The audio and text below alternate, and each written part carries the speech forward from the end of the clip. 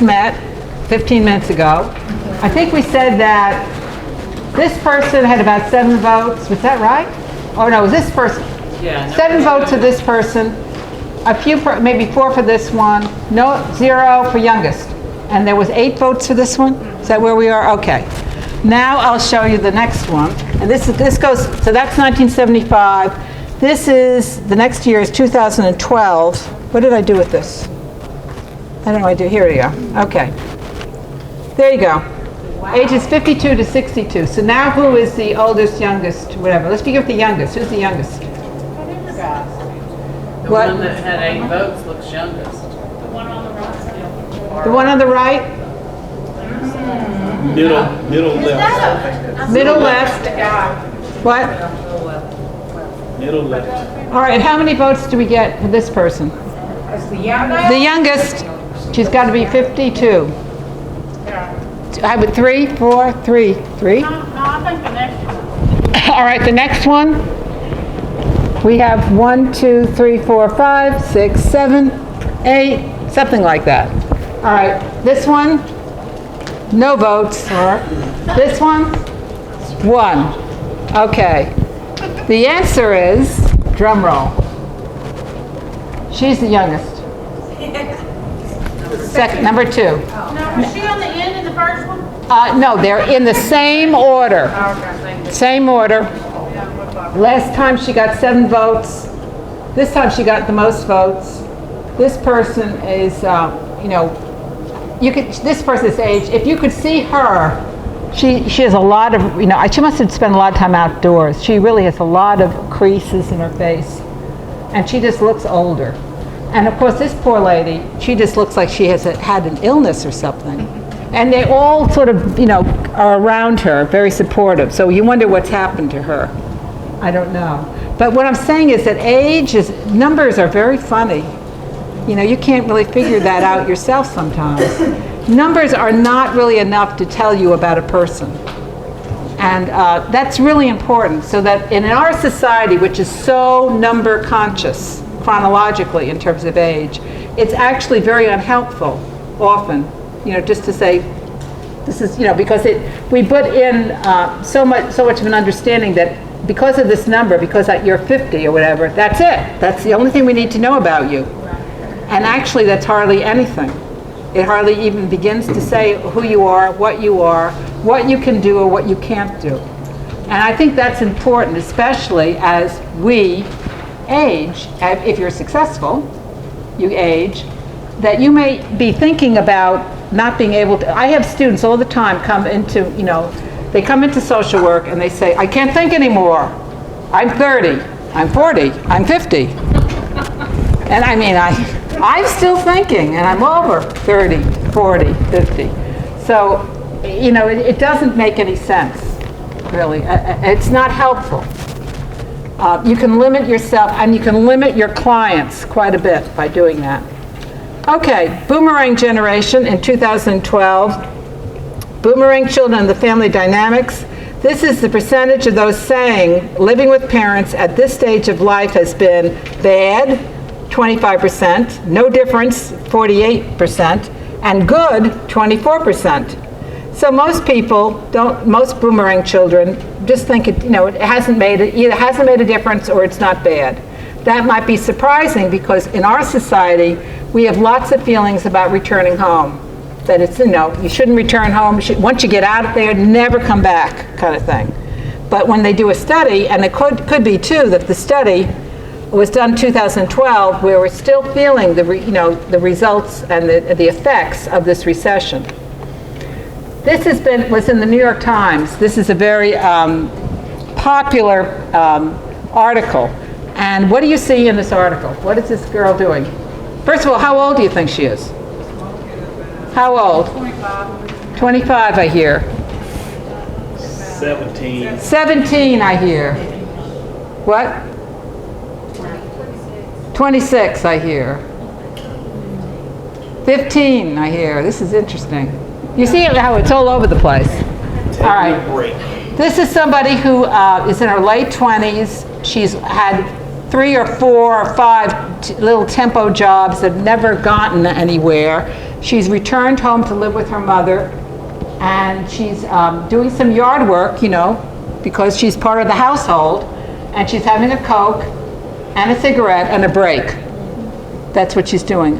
And she doesn't know when she's going to, you know, she's an emerging adult, late 20s. She hasn't quite made it financially.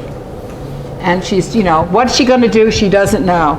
See, at one point, somebody in her situation, they'd get married, then they have, you know, 3 children or 2.3 or whatever they would. But now, not necessarily. And it's very expensive to have your own place in some places. So that's what you sort of see. Yeah. Young adulthood, emerging adulthood as a stage. The person to really check out is Arnett, Jeffrey Arnett, Oxford University Press, 2004. He had this you know, article, and maybe this was the book. This was the book, Emerging Adulthood, The Winding Road from the Late Teens Through the 20s, and actually sometimes into the 30s.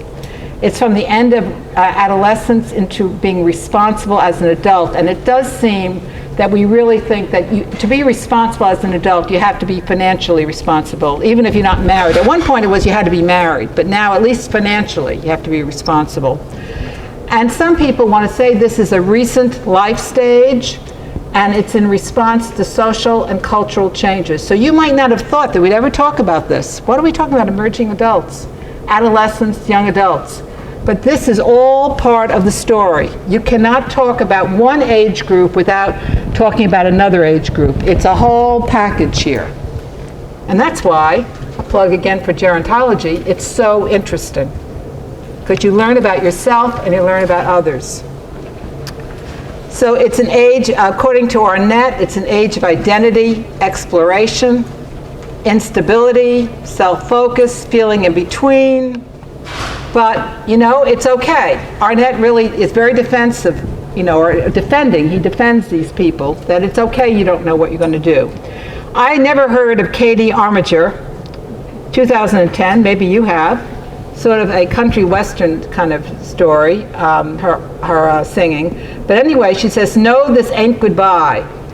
And she says, I'm moving on, but no, this ain't goodbye. I'll do my best to make you proud, keep my room safe for now, just in case those big dreams don't work out. All right, see, I may have to come back. So don't, and here's her room, there she is. She may need to come back, and you notice what she has in her room, all these suitcases, they're very portable, right? She can leave, she can come back. I love this picture. So yeah, she may need to return, so keep it, you know, keep the home fires going for me. I may need to come back. This is not just a phenomenon in the United States, it's a phenomenon throughout the world. It's really important to understand that aging is not just the United States. The Western world is especially feeling the effects of aging. The industrial countries of the world, and Japan is included there. And Japan has the oldest average age in the world, and I think the average age is, what is it? Or I don't know what an average age is, but it's. I think they have about 25% of their population is over 60 or over 65. Maybe it's over 65. Anyway, they and Italy have very old populations. People are not having children in these countries. Why are they not having children? Because it's expensive to have children, and they can't afford it. In Japan, they've had like a recession and an economic downturn for about a whole generation. And young people are living home. They're not. They have tempo jobs. This is very different. The Japanese economy used to be always a lifetime job. It's no longer that way, and it's very hard to have even 1 or 2 children. So they have a very, very low, rate in terms of fertility, and they're not replacing themselves. So they are in trouble for the future. Japan is in trouble. So the accordion family, as a global phenomenon, is, and this is a very negative term actually. Catherine Newman is a sociologist. She uses this term saying that when people need to come home and the extended family, the whole family opens up, and then you can sort of close it down, and then they'll leave. But it's always open, close. Sometimes it's also called the crowded nest.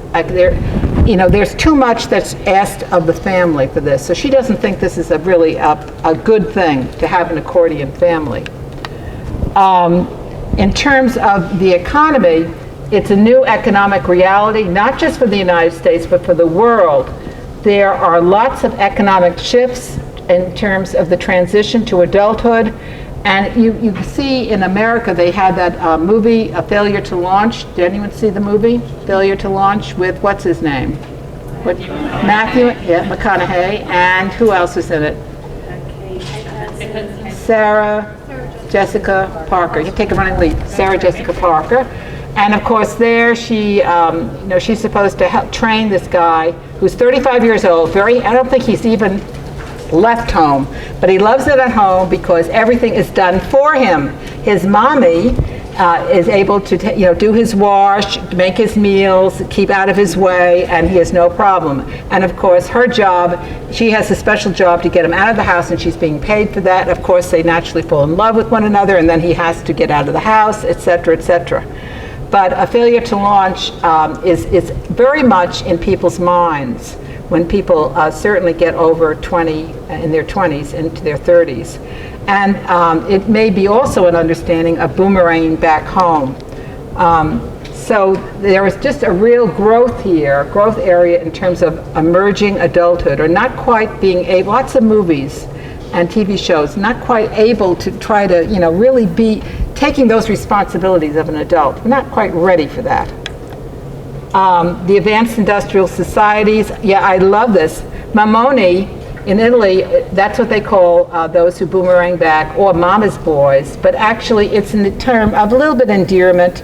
Their economy is very, very tough. It's very hard to move out on your own. There are people in their mid, late 30s, men especially, who are living with their mommies. And, some of the mothers really are very happy because they don't have many children. They're not having many bambinos or bambinas or whatever. So they are a little ambivalent about that, but a little bit more on the positive side. But I love kippers. Kippers, of course, are herring, but they're also kids and parents' pockets, eroding retirement savings. You don't want to be a kipper in the UK. And then there are parasite singles in Japan. That says it all. You can see how negative that is to be a parasite single. They are really anti-boomerang back. And then in the United States, we have bungee jumping kids, and we do have boomeranging, and we have crowded nests and accordion families. We have a number of terms. And if you just Google some of these terms, you'll just see, especially boomerang, you'll see lots and lots of references to this. It's everywhere. But I think because you're working with children and families and a whole age range, you need to know these things. You need to know what's happening in the life course. Now, there are pluses as well as minuses. And of course, one plus here would be that time may slow down if you're a parent or a grandparent, because all those tools, all those things that you learned. I learned lots about being a mother, right? All this stuff is dormant. I don't have to use it, but or I can't use it because my kids, even if I had grandchildren, they're not interested in that. But if I have to take in children myself, I know how to do this. Actually, I knew how for years before. Being the oldest, you knew this. Automatically, in my sleep, I can take care of children. No problem. I don't, it's just no problem. So I think I've done it a few times. But time can slow down, so you feel like you don't have to make as many decisions. You're still going to the PTA, or whatever it is. For the adult child, it can be a safety net, certain structure, and child care, right? So I can go back to school, or I can work, or whatever. Now for both of them, it could be solidarity with one another. It could be a continuance of a role, but I don't know if I really want to have the role of mother all the time, or maybe my child might not want to be the adult child, to be the child all the time, especially when they're an adult. There could be resources here. We could pool things and support one another, and in a time of difficulty and economic difficulty, it could be helpful, because maybe I, at the age of 50, have lost my job.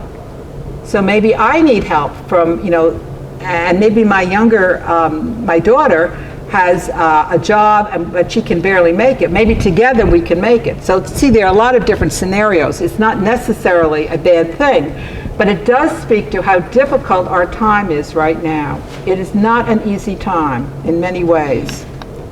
Minuses for the parent or grandparent, it can deplete, can kippers, right? Depleting retirement savings.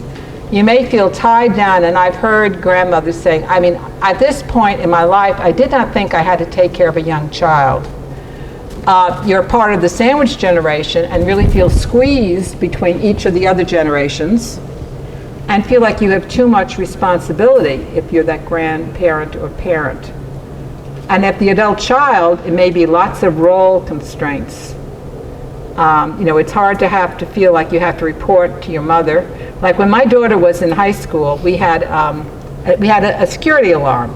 And so I knew when she came home. I always knew when she came home, which was very good. She didn't like it, but I knew when she came home. Well, I don't know if I want to know now when everybody comes home, because it just worries me. And when my kids do visit, they are into walking, running, jogging, mountain climbing, almost anything that's moving at any time. Snorkeling, this, that, it's movement, and it's exhausting. So I don't know if I want to know everything that they're doing. It would be hard to live with them right now. Right, I just spent about 5 days in California with them. Moving. Okay, for both of them, there can be a lack of privacy. You can have abusive relationships. It may not be good to have, people who are, family members at different places in their life. And you may have, who's the parent? I'm the parent, it's my child, but then the grandmother may act like she's the parent, and that could be difficult too. So it's neither good nor bad, but you'd have to really renegotiate things. This may be something that you would have to do as some sort of, in some sort of social service, social support, having to talk about, well, how can we renegotiate, what you want to do. Who's doing that, renegotiating with grandparents or parents and renegotiating? Yeah, I would think that that's part of the story that you have if you've got other generations working here, that you work with. So, the real question is, can 2, 3, 4, or even 5 generations get along in a limited amount of space? And that's why when we're going to talk a little bit later, we'll talk about granny flats, which are also called, echo homes, and they have a number of different names depending upon where you are. So that people may be, another family member could be on the property, but they may not be in the same house, in the same house. I love this Doonesbury cartoon, multi-generational negotiating. I think you have that. Can you read that? Okay. I need somebody to read. I'll be the mom, but I need somebody to read the kids' story. Who would do that for me? It can be a male, but it doesn't have to be a male. This is the baby boomer mom negotiating with Generation X son. And remember, Generation X, not Generation Y, I can't read. Generation Y son is 1983 to 1999. So who is going to be the son or something? I'll read it. Okay, you start. Anyway, I got kicked out of Zip's dorm, so I think I'll move back upstairs. Well, think again. What? Your old bedroom is now a study. If you want to come home, you'll have to stay in the basement. Rent is $500. We would also require you to get up and write for 4 hours, like real writers do. You will meet your contractual obligations. In the afternoon, you'll have to shop and clean and do laundry. Those are my terms. Your life as a reality intern is over. Any questions? Cold, Mom. Hip replacement has changed you. Your rent just went up. Anything else? So this is Doonesbury. Cartoons and comics, they have lots of this stuff. Often you see very older people kinds of things coming out. This one, you can understand it. It seems to have a little bit more sensitivity. And I think he probably is feeling this. I think his kids are also in their 30s. A familiar refrain. So that's something to, to think about. In 2013, my husband and I had students take an online survey, and it was through the School of Social Work. I think we did this, it was fall 2013. We did this for, I teach Foundations of Social Work, which is the very beginning of the master's degree in terms of practice. And we had those classes, and I think we had a number of other classes, and undergraduate classes, undergraduate practice classes, and we had some gerontology classes that all took this survey. And because we wanted to see which students really had the experience themselves of boomeranging back or knowing much about this, and what their attitudes were about people who do boomerang back, which could be quite separate from what they thought about their own situation.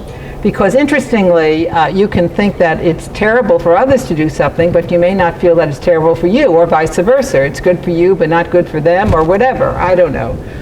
So we're just sort of interested in this. And my husband is the one who really got us started in talking about boomerang, because he didn't know what it was called. He wanders into things. He sort of dabbles into things. And he's retired, but he, when I was getting the PhD in sociology, he got a master's degree in sociology, because the family that studies together stays together, as you know. I think they used to have the family that prays together stays together. Well, the family that studies together, and especially when the family studies statistics, because another thing is, I think Freud asked, what do women want? And what is the answer to what women want? Statistical help. That's what they want. That's right. So that's what we did, and that's how I got through this about 10 years ago, right? Swimming through, never worrying about what you don't know, always having your eye on the prize. And so he's very interested in social networks. And I think he got me interested in social networks too. But social networks are really big data sets. They're not little things. They're huge data sets. And I had to do my dissertation with using a multinomial logistic regression. I can hardly say it, which isn't too hard if you just, because as my advisor said, when I said, well, maybe I could do a qualitative study, she said, read a book. Which she meant, translated, you'll never get through if you do that. So just try it with me. So I realized that was not going to happen. So I was able to work all this stuff out, but my husband was the one who really got interested in social networking and with big data sets, and he was much more interested than I. But then one day he came back a few years ago, and because he was dabbling, as he has lots of time to dabble, and so he was dabbling in different things about about students or younger adults moving back home. I don't know why he was doing this, but he likes fooling around with stuff. So he did that, and that he had no term for it. Well, I knew there was a term because I read the social work book. That's all I knew, but I knew it was called boomerang because they gave a little place for boomerang. So with that, we sort of took it and ran. And in 2013, we did this online survey, and that was about the time that he was thinking of some procedure that you could use statistically, which is sort of over my head, to simulate this for a class, because I kept on saying it's got to be practical. Class. So we did some things 2 years ago, and they had a conference in Germany, and so we did it there in Germany on boomeranging or something, and it was just small numbers. And now this time in 2000, then that following fall, we had students do an online survey, and we have still to sort of publish on that. But we did publish on the other work that we did from Germany. And so this student online survey is, I may end up having to do it, I may do it again just to see if there's a difference between 2013 and maybe 2015. But it was sort of an interesting survey. was adult children leaving home and returning home. There was the number was 181. Lots of people were interested in this. They got extra credit, so I'm sure, as you understand, lots of reasons to be interested. And the MSW group, the first year there were 36% of them were from that group. Second year, 36. The BSW, 25%, and Gero, only 2%. Most of them were women, females. 85%, and 73% were white, but 21% was black, which this is a better number than you might find at some other places. And especially undergraduates, they'll tend to be more often black. And I did another study on something else, on doing home visits, where we had a lot of BSW students, and it was interesting to see the mixture when you have the mixture of different race ethnicities. So then we had those who were never married, 44%, married 39%, and divorced 16%. And then we sort of put it in a big, bowl, and we churned things around, and then we got certain things that came out.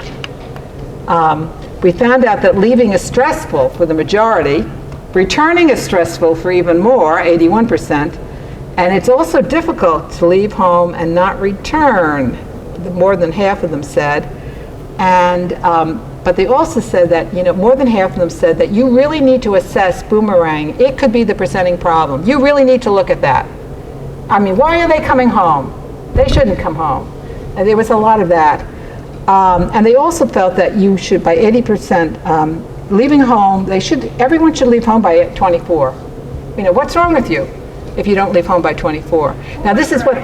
What was the age group?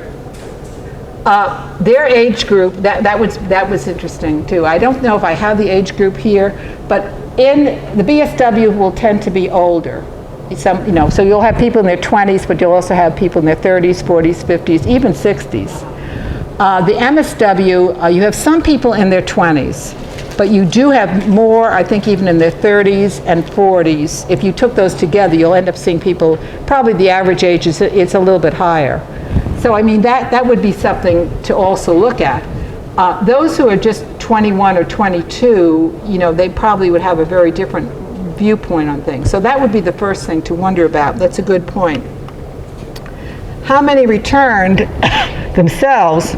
Almost half have at some time returned for over 4 months plus.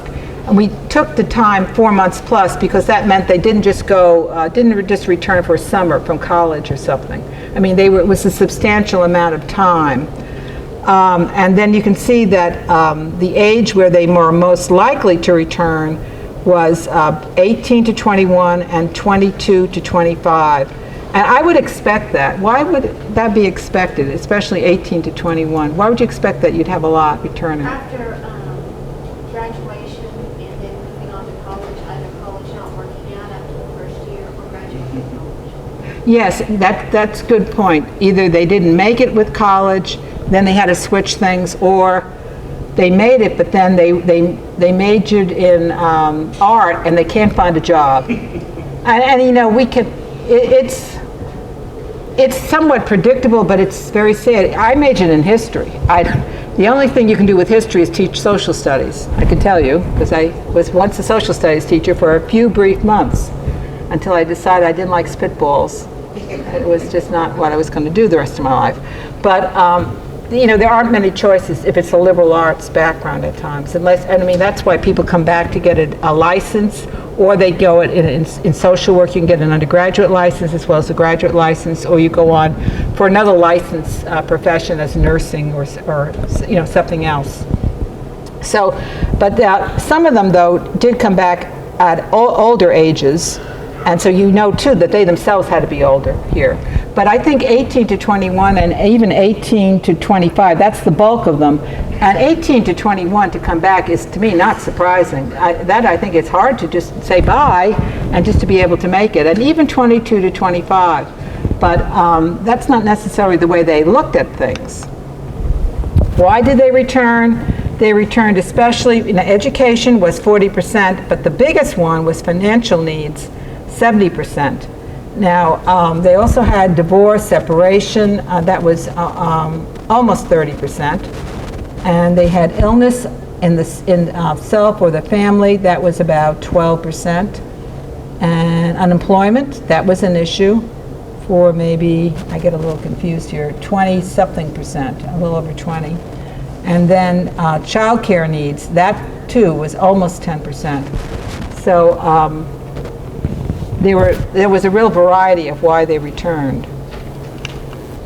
The adult children felt the best, the boomerang effects for the people who did the study, the best things were if you were an adult child.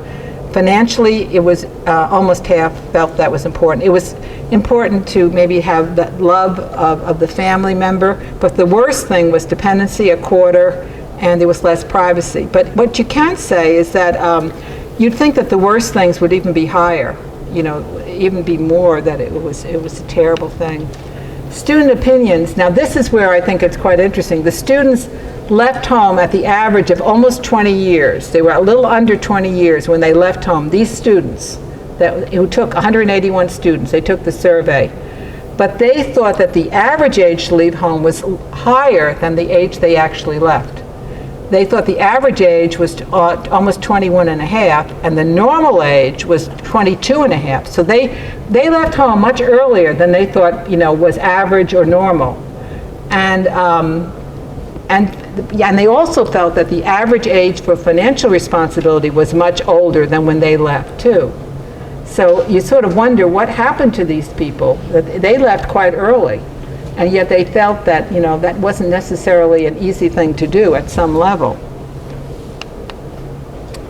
Half of them agree, and some of this is, they didn't agree or disagree. They were sort of, they might have had an out in, you know, that sometimes you have 5 choices, and the choice 3, you can say you neither agree nor disagree, and it's, when people say that, it's not clear what they are really saying. But half of them seem to agree that it's normal to live in a parental home after 21.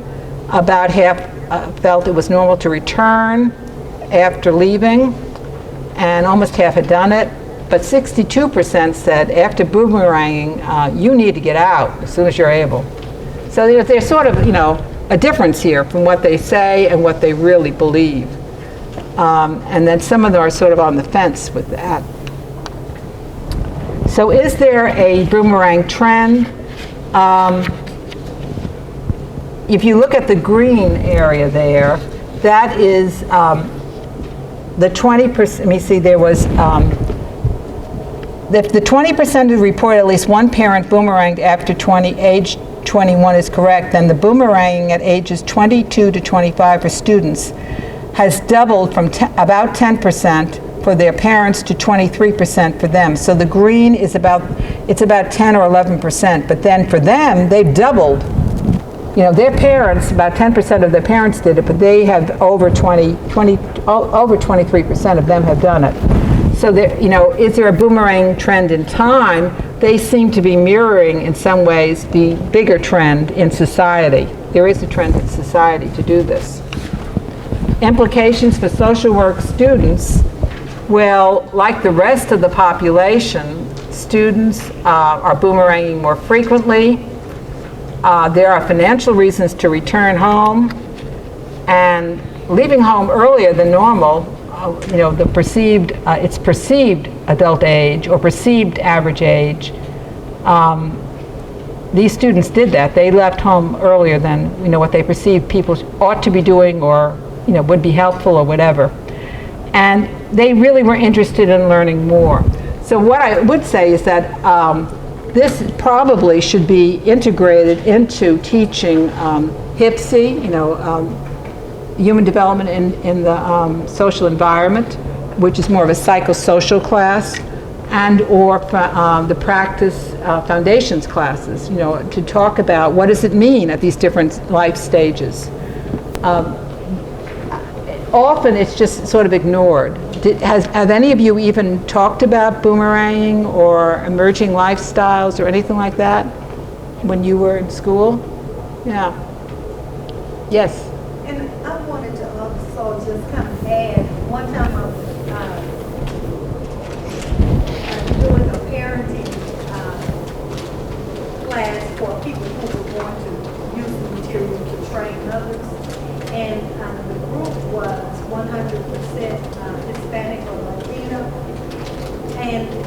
they challenged me on that whole issue about the need to move out because, well, actually what they said was, why do people from a Western culture always think that people need to move out? That's not necessarily the case. And so we had to talk about ways that people would begin to feel more of an adult person, even if they chose not to move out, because they were very much against thinking that people just had to leave home. And so even though our population, as you know, in Arkansas is as you said, primarily African American and Hispanic, this is one of the fastest growing states.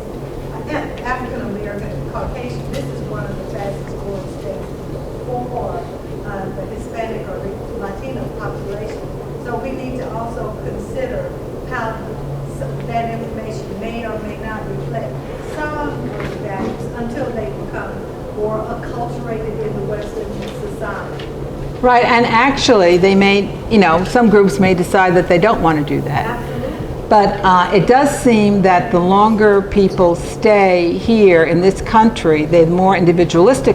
A lot of our beliefs are very individualistic. They're far more individualistic here than in any other Western country, any country probably in the world.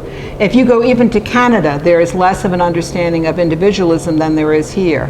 So we make a big thing about having to do things on your own. But the fact of the matter is that nobody really does things on their own. They have other people, other generations, they have family members who help them. If they go to that good university, somehow they've had help to get there, whether it's been family members or their high school teacher or somebody has helped them. And I think we give people a very wrong understanding that you can just do everything by yourself. It's the Horatio Alger thing, of getting up, with your bootstraps and just going on and, doing this and doing that. But as I said, the reality sociologically is that it takes a number of generations to be able, for any new group to be able to move up in society. And some groups have a lot more trouble than others. It is, so that's not really, right. And when I tell you about my own family, it's like the remnants, it's the echo of the past, I'm telling you, because I've been interested in history, and I'm interested in a little bit more of the cultural understandings of things, and I'm older than my siblings. So I've looked at things a little bit differently. But that story, that Irish story, is gone. It's not there anymore. And I think they're just as, I don't think there's much of an understanding of having multicultural families among the Irish either. And so many people, like my father was not Irish Catholic, so he has a whole different understanding, though, we really grew up that way.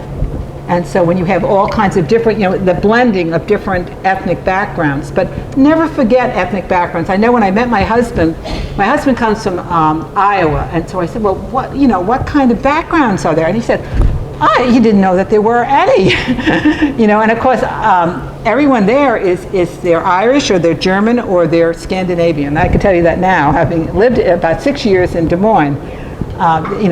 Those are big, and they're usually not African Americans, very small population of African Americans. And yeah. Earlier when you were talking about, you learned when you came to Arkansas that, basically you're African American or Caucasian, and there was not so much of I'm Native American or I'm Irish Catholic or whatever, but I was thinking in the Deep South, especially it seems to me that what religious affiliation you have was more of an identifier than anything in the recent past. I may not know that I'm Native American, but I might know that I'm Baptist or Church of Christ or Methodist or whatever. It seemed like that was more of a religious, cultural kind of identifier than in other parts of the country, I think sometimes. I think that can be, and I spent 20 years in Dallas before here. And when we first came, 25, 26 years ago, whatever it was, to Dallas, it was the 25th anniversary of Kennedy's assassination. And there were still people that were quite anti-Catholic. there. So, and I've heard anti-Catholic pieces here too. Sure. It doesn't, so it's interesting. Nationally, a quarter of our population is Catholic. And where I come from, everyone was Catholic or Jewish. There were a few people who were Protestant. So it's a whole new world to go. As a friend of my, a friend from me, her father said that when you cross the Hudson, you're going to be a pioneer. That's what he told me. And he was serious though, because I was going to the mainland, because that wasn't Long Island anymore, the mainland. You're a pioneer. I didn't know what that meant, but there is a very different mix here. It's not that it's good or it's bad, but it's different. And I think what Dr. Bell Tolliver is saying is very important, that this Hispanic Latino cultures actually, right? This is something we really need to understand better, and they often are much more like the 19th century Catholics of Germany, where they may have less education, but they're more communal, and they may have less suicide. There is something called the Hispanic paradox. They have better health than you might imagine. They do get more diabetes, but in some other ways, they don't have some of the other diseases that you might expect. So, so there's something about culture that we really need to understand a lot more about, and there is no default white culture. It's cultures, and a lot of it is just the remains of the past. It's little echoes, and it would be really good for us who have these little echoes to sort of pick one of the echoes and sort of say, oh, is this what is important for me and for my family and for where we are now? Because your ancestors came, and they must have had they had difficult times, wherever they came from and however they came about. I wouldn't want to be on a ship, any kind of ship. Some of these ships, you have certainly very difficult times with slave ships coming across to the United States or to Canada or to the other places in the New World. But you also had coffin ships. Coffin ships were how in the mid 19th century the Irish were also shipped. They were shipped in these big boats, in these big ships, and they were half dead because it was during the potato famine. There was not enough food for them, and so the owner of the area, the landlord, would pay somebody to ship these people to Newfoundland or someplace in Canada or to one of the ports. And a port here, the entry port here would be New Orleans, and it would be on it. They call them coffin ships. So to understand that is really important, I think, because you have echoes, we all have echoes of the past. And that's why, again, gerontology is so interesting. And when you're finished with this, you can run, and you can even sign up for a course. You can just email me, and I have lots of information on this. But we're learning now about social gerontology, and it's really, I think it's fascinating, because you learn about yourself as well as others. You can be helping others, but it can change your whole way of looking at things. So that was really good. Thank you for that piece. That was a very good piece. Moving on, the sandwich generation is really increasing between the aging parents and kids. So middle-aged adults who are sandwiched in between aging parents and kids, there's a difference between 2005, I only thought that was a few years ago, and 2012, according to the Pew Research Center. In 2000, who have a parent and are raising a minor child or supporting a grown child.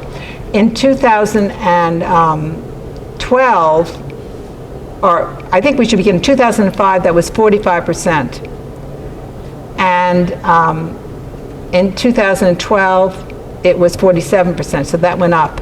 And providing financial support to a parent 65 plus and a child any age in the past year, that went from 12 to 15%. So the sandwich generation is having more and more, I don't even know you say difficulties, but there is more and more of an issue in terms of having to take care of not only children, but also aging parents. And I think as you're seeing at first, maybe it's the next one that does it, it talks about the difference between Generation X, Generation X and the baby boomers. So the sandwich generation cuts across other generational lines. In 2005, we had about 20, these must be 20 versus 45. I think these are in, anyway, there's a big increase in Generation X's responsibility. In 2005, they are much smaller than the baby boomers. In 2012, they're much bigger in terms, so baby boomers are now going into the older age group. And you see that the group that's following Generation X, they have more and more responsibility. And so the sandwich issues now are coming to a more Generation X and fewer baby boomers, because the baby boomers are becoming the older adult. Even in terms of society, they don't want to say that it's age 50, but even in terms of 65 or 67, we have sizable numbers of baby boomers who are reaching these ages. So there's a generational turnover here, for what you really see. And then more middle-aged adults are supporting grown children. The percentage of adults aged 40 to 59 who have financially provided in the past year.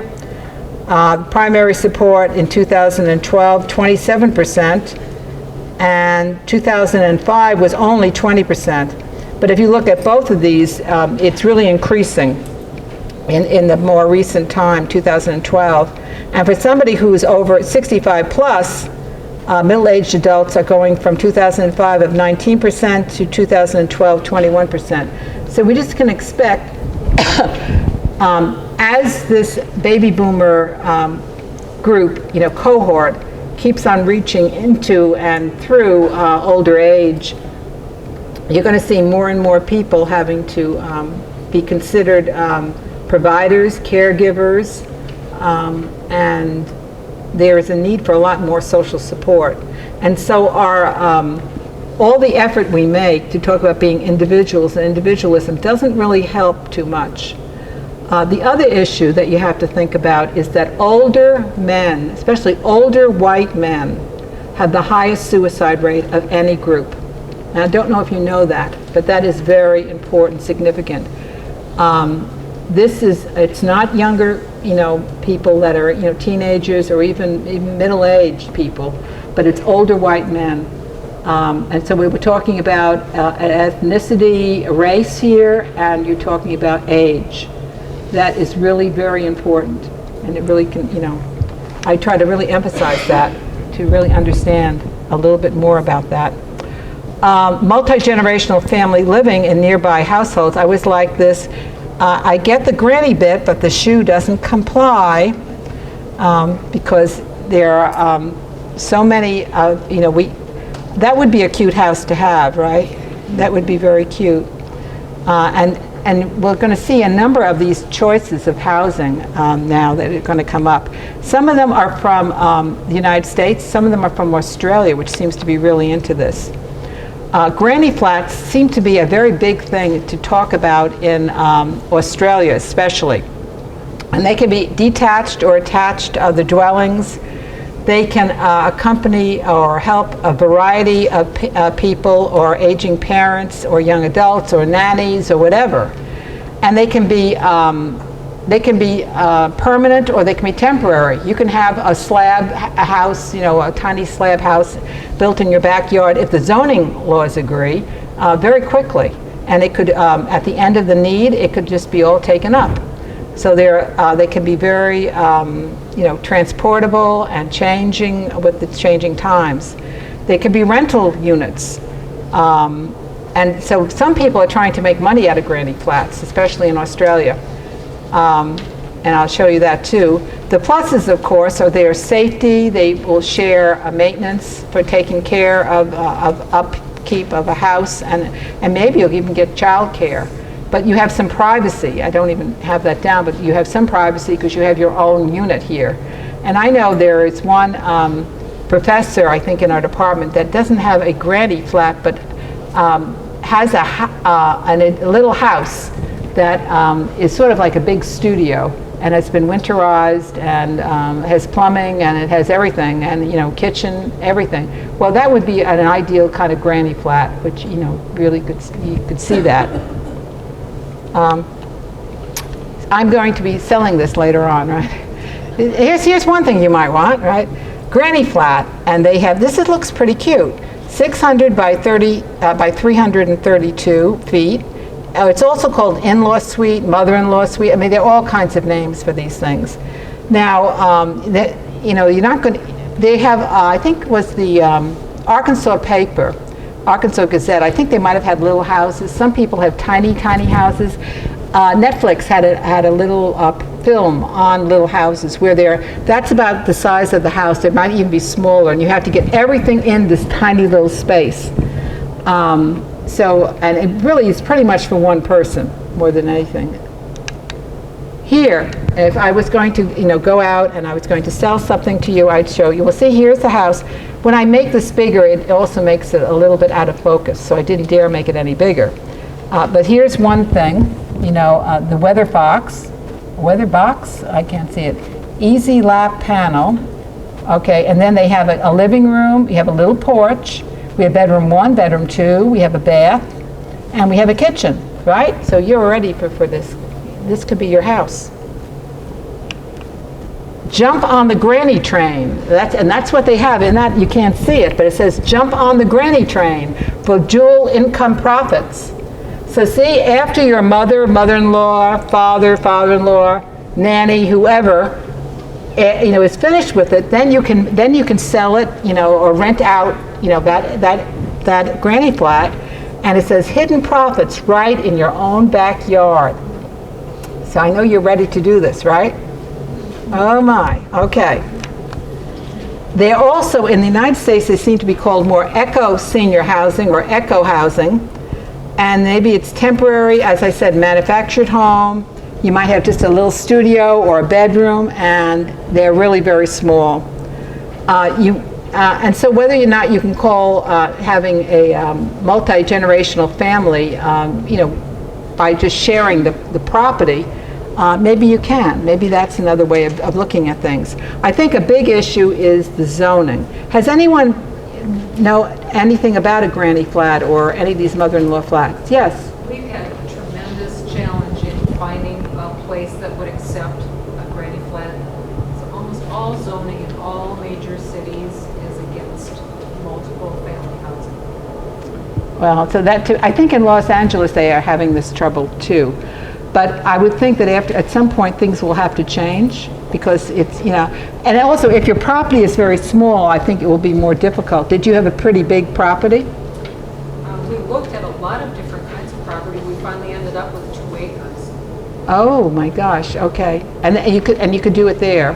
We didn't do a granny flat because zoning still wouldn't allow us to do 2 houses. Oh, really? So we had to do 1 house. Would it have been better to have done 2 houses, do you think, in your experience? We would have preferred, but this is the way it worked out. So we really did 2 houses under 1 roof. Uh-huh. So you had a lot of building and work. It took a lot of effort. A lot of challenge. Yeah, a lot of challenge. Anyone else done that? Well, I think something is going to give here someplace in the future. I don't think we'll have many choices. We'll have to be doing something. Now, one thing you could do is have duplex housing. One part of the family and another part of the family, so at least you have separate units. And that might be something. Again, zoning has really gotten away from any kind of multiple family housing on one lot. We've Really? got to be very much a culture where there is one family permitted per property. Even that. Or it's zoned like an apartment complex. There's very little where you can even put up a duplex. I guess the duplex would have to be there, and then you'd have to get 2 adjoining places where you could, or you buy the whole unit and then you rent out to others or something like that. Yeah. So you need some money here, right? Some capital. It helps if you have money to get money, right? Always. Okay. So it's not that easy to do. Yeah, it says check zoning laws, and you might want to. Sometimes you can lease just the unit, or you can lease the materials. But they may be further ahead in Australia. I wonder how hard it is there, because they seem to have a lot of advertisements coming out of Australia. Basically, the summary here is that multi-generational families, they're increasing. And they may be on the property, they may be, you know, part of the same house, they may be part of the same building. And different ages live with extended family for all kinds of reasons. And this is not just a problem in the United States or an issue, it really is a global issue in terms of people aging.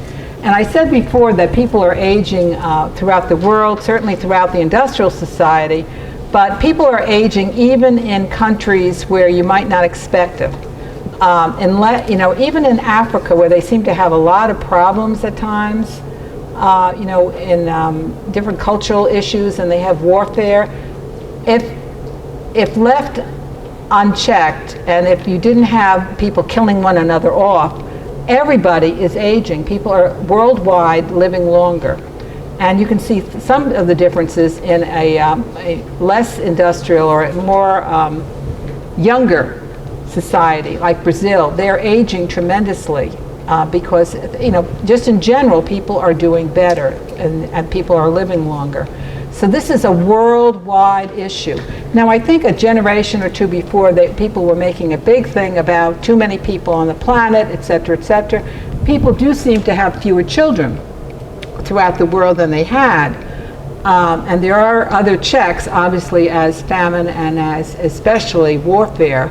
But we really have to come to terms more with an aging world understanding of what it means. And some countries especially do, because we're not in such dire straits as Japan and a lot of Europe also, because we allow immigrants to come in, even though we seem to have, it's very controversial. But allowing immigrants to come in means that you have more children coming in. A lot of these other societies are not reproducing themselves, and so they're contracting. And that is a big issue, because who is going to take care of older adults? And everybody is going to, you know, be older. That won't work. The other thing to think about is the term itself. Elderly, I know, is used all over the place. But, you know, if you really think about it, do you want to, if you say, you see in the paper somebody was elderly, and then you find out they're 65. Or you see, whether you like Hillary Clinton or not, she's in her late 60s. You know, some of this doesn't make sense, you know, to talk about. I don't use the word elderly. It's been debased. And actually, in the literature, when they do research, they usually just talk about older adults.